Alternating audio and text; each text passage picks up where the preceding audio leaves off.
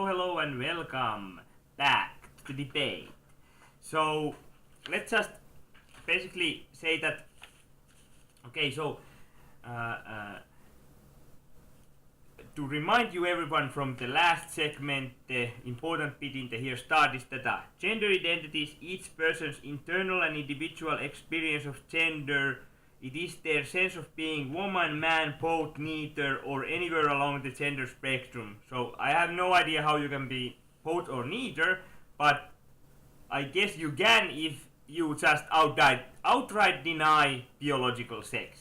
Because it basically supposes that biological sex has nothing to do with gender identity, and gender identity is nothing to do with gender expression, although like basically even 93% of people who are born as females identify as females and dress as females, and if you are being male, then you identify as male and you act, or your gender expression is as a male. There's clear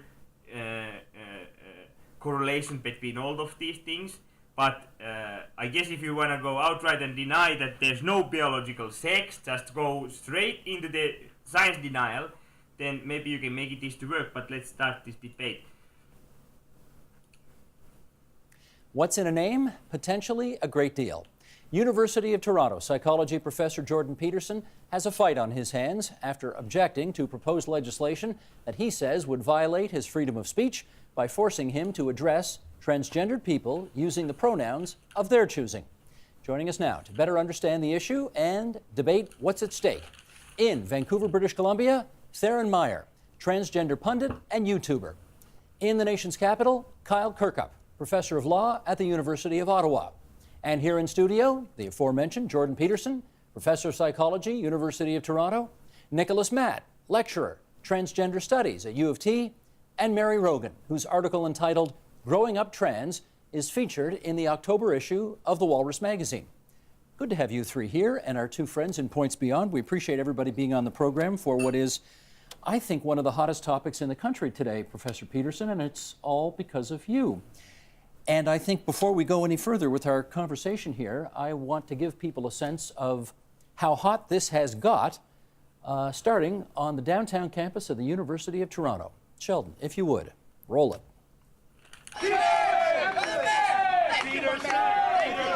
Okay. Well, as you can see, the opponents of free speech are capable of making a lot of inarticulate noise. Free speech is the mechanism by which we keep our society functioning. Woo! And by doing this, you're imposing. Whoa! Wait, no. So the left really has some kind of anger problem. Like there's the cases where Hillary Clinton pays people to, or not directly pays, but her organization pays, and she is knowing of it, knows it about it, pays people to go attack Trump supporters. And there was just recently a case where a black woman Trump supporter was beaten up by Hillary supporters.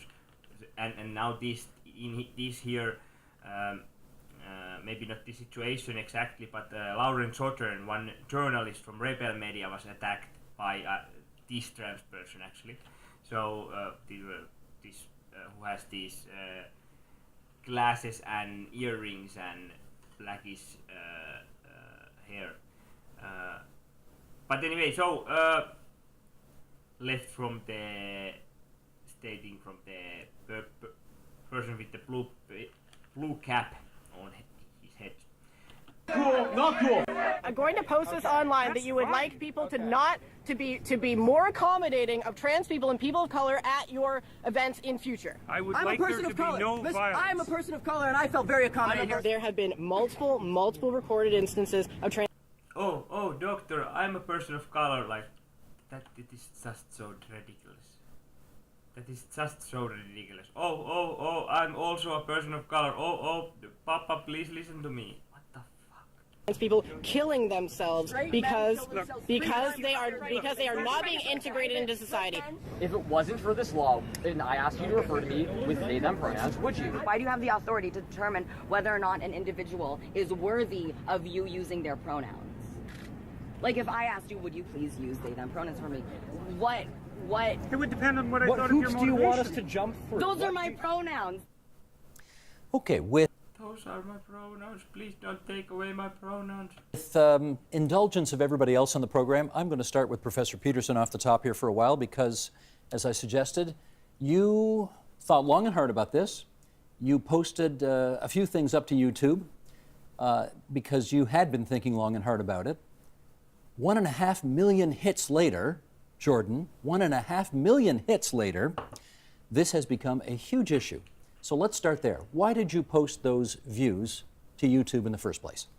Well, there's proximate and distal reasons. The proximate reasons was because I received some correspondence from clients of mine who had been, I would say, persecuted in a variety of ways by people who were politically correct, and they sent me some documentation about Bill C-16 and the associated policy statements on the Ontario Human Rights Commission, which I read and was not very happy about.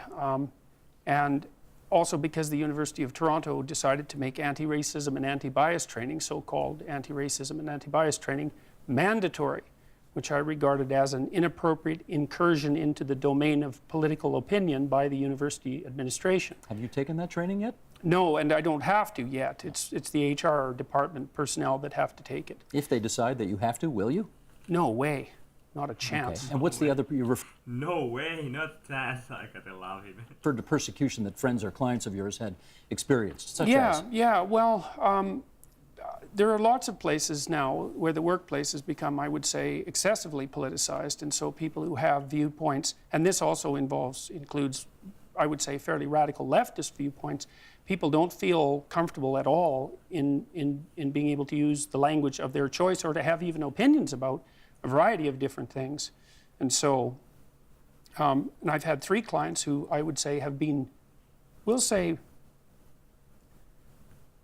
harassed, I suppose is the right way of putting it. On social media or otherwise? No, at work, by people who don't like their political opinions, essentially. And the opinions were what? I can't tell you too much about it, actually, because of issues, fundamental issues of confidentiality. Essentially, I guess what I'm asking is to lay the case out. What is it you find offensive about this legislation? Well, fundamentally, there were 2 things that really bothered me, although there have been other things I've thought about since. One was that I was being asked, as everyone is, to use a certain set of words that I think are the constructions of people who have a political ideology that I don't believe in and that I also regard as dangerous. What are those words? Those are the made-up words that people now describe as gender neutral, and so to me they're an attempt to control language and in a direction that isn't happening organically. It's not happening naturally. People aren't picking up these words in the typical way that new words are picked up, but by force and by fiat. And I would say by force because there's legislative power behind them. So and I don't like these made-up words, Z and Zer and that sort of thing. Okay, what about, they're not all made-up, quote-unquote made-up words. For example, they is one of them. Yeah, to speak to an individual as they. Right, but we can't dispense with the distinction between singular and plural. I mean, I know that the advocates of that particular approach say that they has been used forever as a singular, and that's actually not correct. It's used as a singular in very exceptional circumstances, like if your child wishes to bring a book to school, they're welcome to do so. But that's just grammatically incorrect. Well, it is also, there's some debate about that because they is used like that sometimes, but it's never been used as a singular replacement for he or she. And so it's not a tenable solution, and that's the best of the solutions. So we understand your views and where you're coming from. You decided to lay these views out in some YouTube discourses. Yes. You put them up. The response has been overwhelming. Did you anticipate that you would get this kind of feedback? No, there was no way of anticipating this. And I think you mentioned in the intro, that this is a consequence of what I've done. And I don't think that's true. It's a consequence of the fact. I thought about it, and I think the right metaphor is that, there's a large forest, and it's been a hot, dry summer, or maybe a drought, and there's plenty of dead wood gathered. and I lit a spark. And you can't blame the forest fire on the spark. And, you know, it's just not possible for someone to put up a YouTube video and cause this kind of brouhaha without all of the groundwork already being laid. Fair enough. There is clearly there is out there an appetite against political correctness, which is what you have described this as. In fact, your YouTube video is called Professor Against Political Correctness. But let's make sure we're all speaking the same language here. You would define that how? Political correctness. Well, I think it's a particular kind of ideological game, and I think the outcome is twofold. It's to make the player feel morally superior, and also to take rather serious axe swings at the foundation of society. And so the game is identify a domain of human endeavor, note that there's a distribution of success. Some people are doing comparatively better and some people are doing comparatively worse. Define those doing worse as victims. Define those doing better as perpetrators. Identify with the victims. Have yourself a set of enemies handy to vent your resentment on. Feel good about it, even though it didn't really require any work on your part, and then endlessly repeat. And that's why I've seen that happening on campuses in particular for the last 30 years. In your YouTube talk, you describe those who oppose you on this issue as, quote, resentful and uninformed. Yes. Tell me why you think that's accurate. Well, I worked for the NDP when I was a kid. From the time I was 14 to the time I was 18, I worked with Rachel Notley's father and her mother and knew them very well. And I actually found them very admirable people, as well as the other people on the socialist end of the distribution who were genuinely working for the rights of working class people, coming out of that Saskatchewan tradition that established health care and pension and all of that. But I noted at the same time that the party functionaries, let's say, weren't that sort of person at all. They didn't really like the working class. They weren't standing up for them. And I couldn't quite put my finger on it until I read George Orwell's Road to Whig and Peer, which is a brilliant book, and which was written for the Left Book Club in the UK.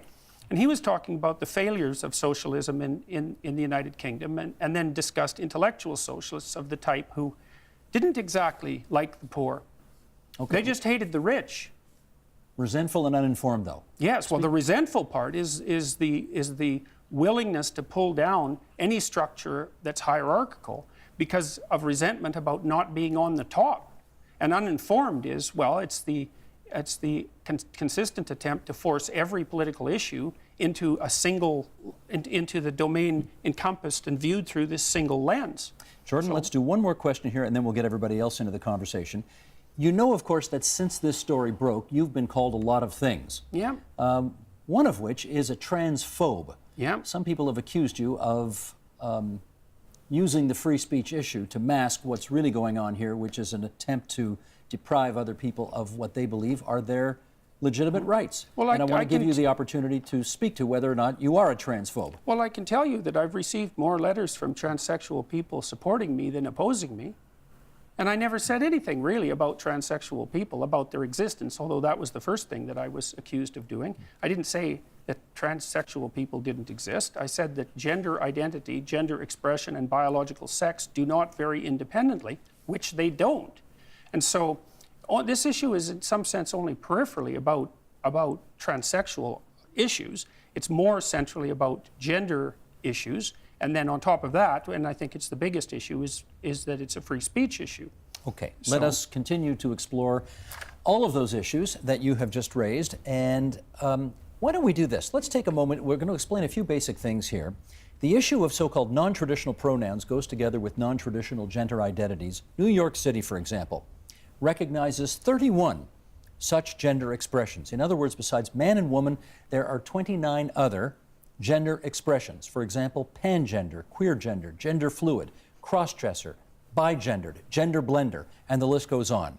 And Nicholas, this is where I want to bring you into the discussion because you teach this. You teach trans studies. So if you would, give us a brief primer on so many gender identities that in your view require non-traditional pronouns. Basically, it's not correct that there is such a thing as biological sex. And I'm a historian of medicine. I can unpack that for you at great length if you want. Okay, so here we go. 5 seconds in with this guy and already straight into the science denial beat. Cool. So, first I want to say about the last speaker that I think he's he's very well identified the politically correct game. So let's just take back last week here in Finland. Lidl had this advertisement campaign. So this food store had this advertisement campaign that you are born into the wrong milk carton if you are this milk product whatever, and it caused a hell of a controversy because people thought it was a transphobic advertisement thing, and they came out and played the ignorance part that they could have known that it comes or it's close enough that people associated with this matter and stuff.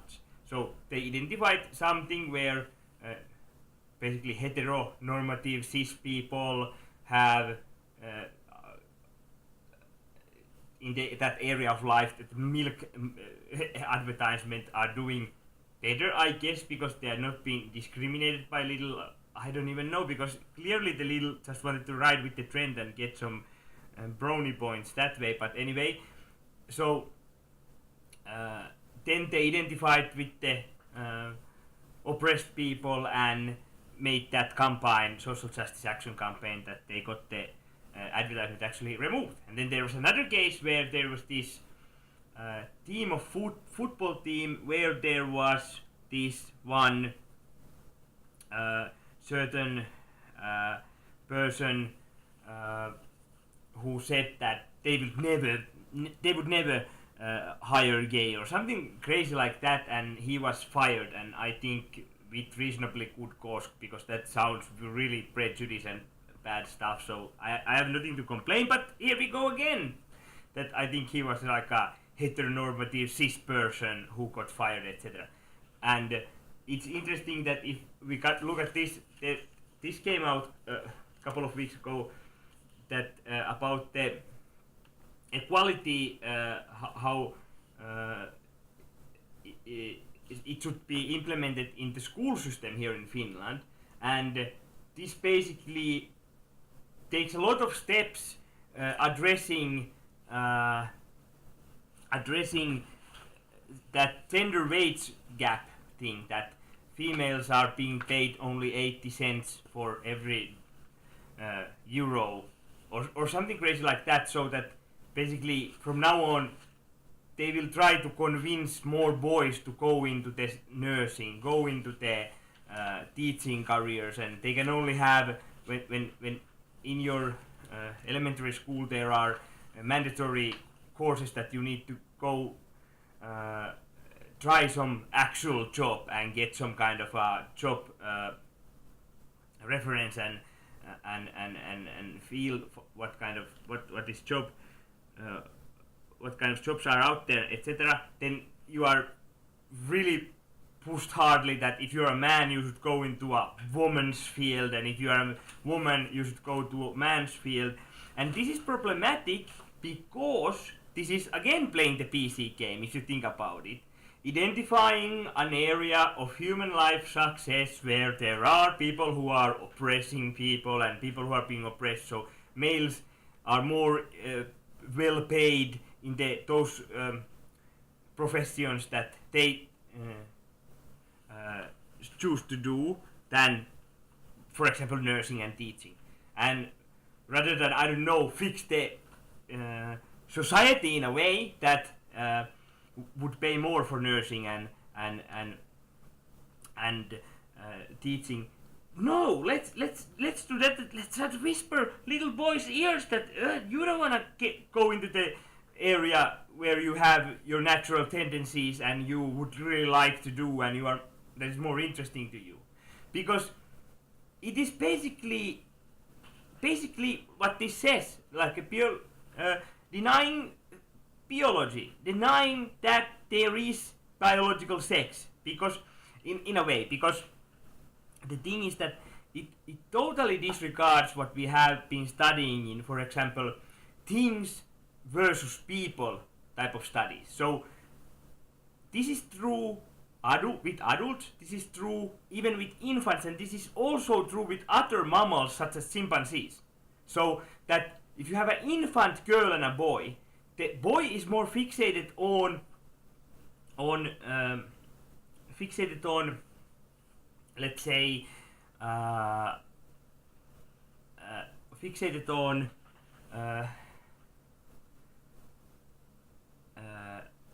girls more fixated on people, mother, father, etc. Looks, longer time, people, and boys are more interested in objects like trains, electronics, etc. And this can make them choose different kind of careers. And when we factor in also that if we compare to Finland, for example, to Canada or United States, they would say that we are more egalitarian society. We have more freedom of choice and less of a, for example, gender wage gap than America, etc.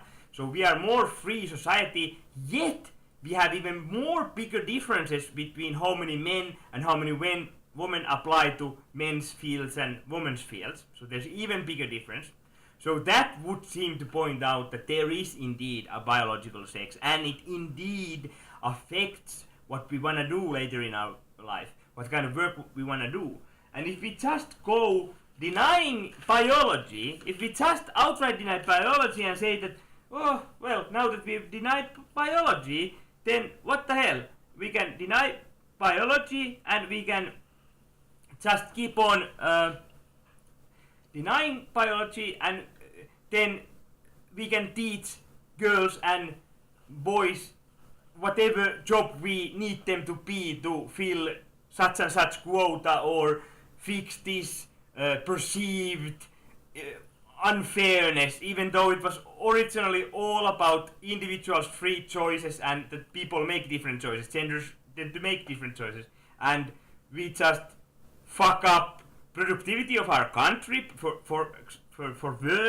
first because the young people who are being taught gender neutral and being kind of shuffled in the system in the wrong kind of professions that they would choose if they are let choose individually, let choose what they want to do, what they want to study, what they want to do, then they are not being confused about this, then people would be tending to go into fields that they enjoy more and are more happy and that fulfill them more, because women tend to be, not all, but tend to be more people oriented and men tend to be more thing oriented.